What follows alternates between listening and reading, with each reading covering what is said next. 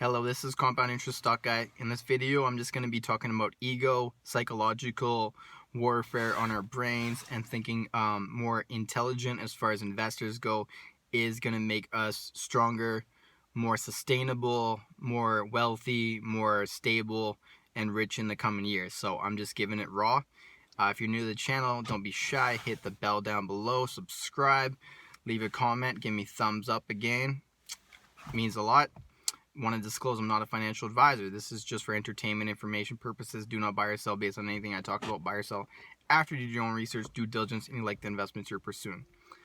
Alright, so with companies you're invested into, I know a lot of people, it's an ego thing. I feel it too, right? He was like, oh, well, I want to own 20,000 shares of this company. That means I own like 1% of the company or something like that.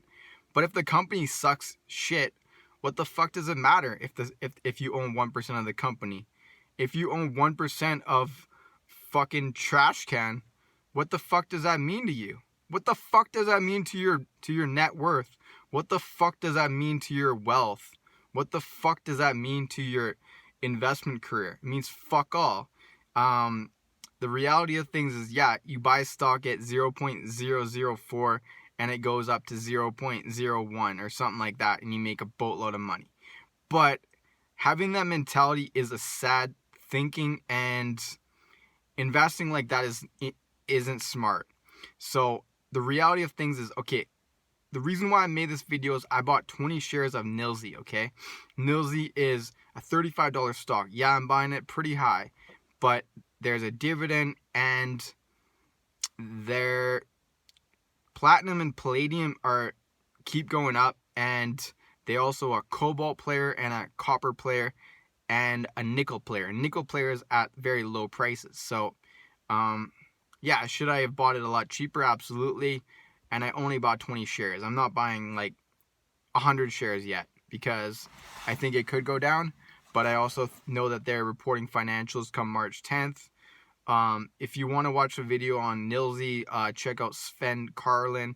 He's got a video on them, and he thinks they're great, which, you know, I discovered them, you know, in the last month or so. You know, I've seen them for a long time. I've known about them for a long time, but as far as an investment opportunity, I just didn't think they were in my realm of knowledge, and I didn't feel comfortable investing into them. But now I am. So I don't know how long I will, but, you know, hey, if it goes to like $200 or $100, that's pretty good wealth creation, as well as even if it stays at $35 for the next 5 years, I'm still gonna get you know, I'm gonna get my 7% dividends every year. So 7%, like on $1,000 is gonna be about $70 Canadian. So that's pretty much what I have in.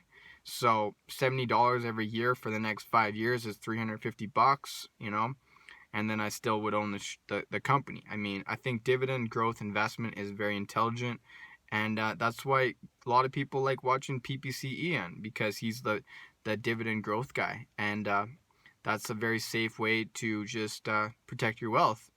But as far as it goes, you know, you're looking at companies like IIPR, you're looking at companies like Village Farms, or you're looking at companies like TrueLeaf. Like, it doesn't matter what you're paying. I mean, you got to understand the value on the company and if they're making net income and all that stuff. As far as it goes, if a company is 20 cents but they got 700 million shares out, I mean, you look at Grow Generation, they got like 35 million shares out and they're $4. I'd rather have Grow Generation at $4 or $4.25, $4.50 than own you know, some company that's got 700 million shares out and they're not making any revenue, they're not making any net income, and they're 20 cents. So the same pretty much market cap, like 140 million, whereas, you know, 150 million for GRWG. So that's what the institutions care about.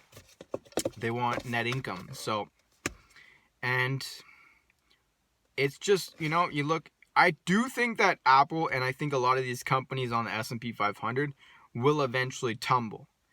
And, you know, so that's why I'm not saying to buy like Apple.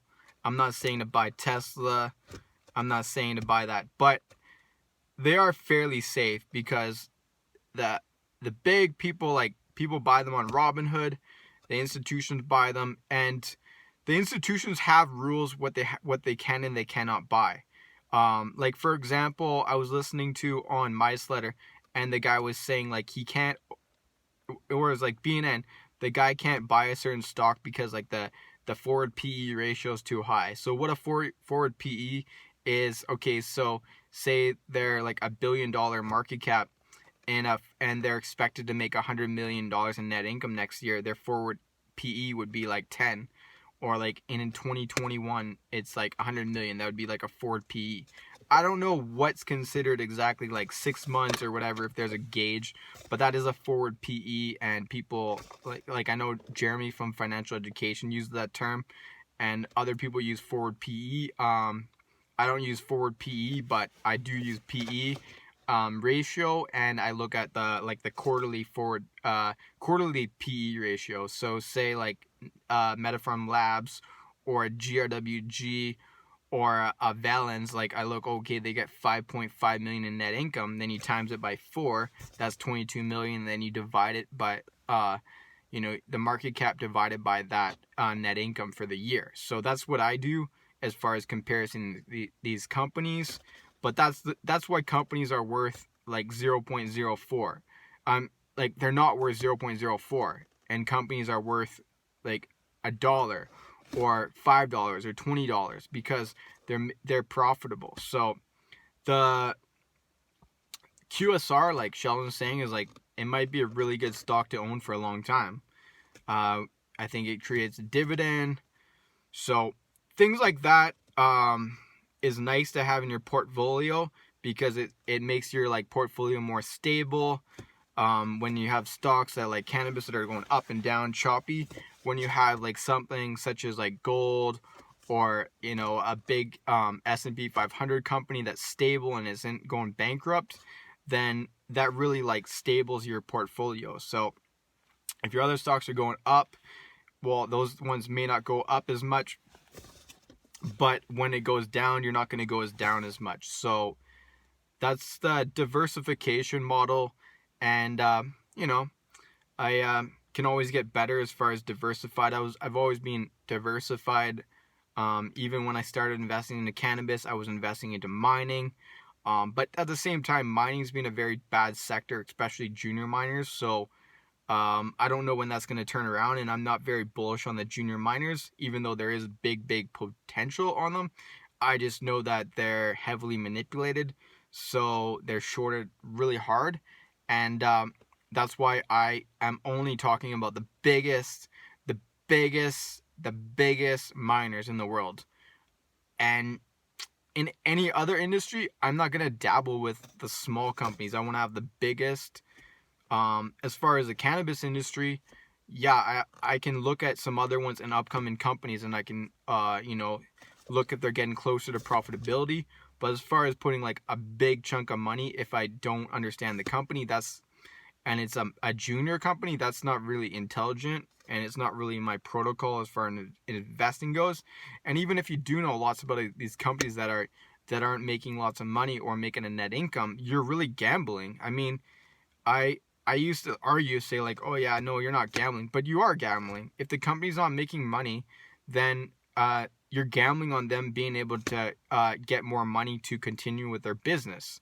So in the expansion mode, like that was good, but now we're ending the economic expansion. So the reality is, it doesn't matter if you own 5 shares of a really good company or you own 10,000 shares of a really shitty company. Owning 5 shares is worth the same amount of money if they're worth the same amount of money. But with those 5 shares, you're gonna more likely be worth the same amount of money from a year from now versus the company that you buy 10,000 shares at like 0.001 or something like that. So that's why I don't ever talk about those stocks, even though there is companies on the OTC that I am interested in or I do own. I don't really want to see people lose money, and I know that's the really big way to lose money is by buying like 0.004 stocks, even CSE stocks like that are 0.05 cents or 0.13, I think there's money to be made in those areas. I own some of those. Like I think like company like 360 Solutions could be very good, but there's still plenty of risk. But yeah, the reality is it don't matter if you own 10,000 shares or 100 shares.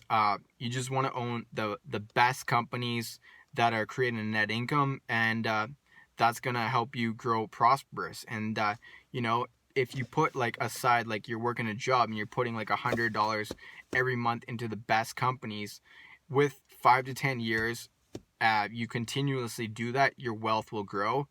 As soon as the companies lose money or they're not making the same amount of earnings, then the company can go down in price. But you're really holding a buffer when you have a company that's making money and net income. So having speculative positions, too many speculative positions in your portfolio, you're really risking your wealth. And just wanted to explain that because I know there's a lot of FOMO going on in the market and people get excited about some stock that's like 0.004.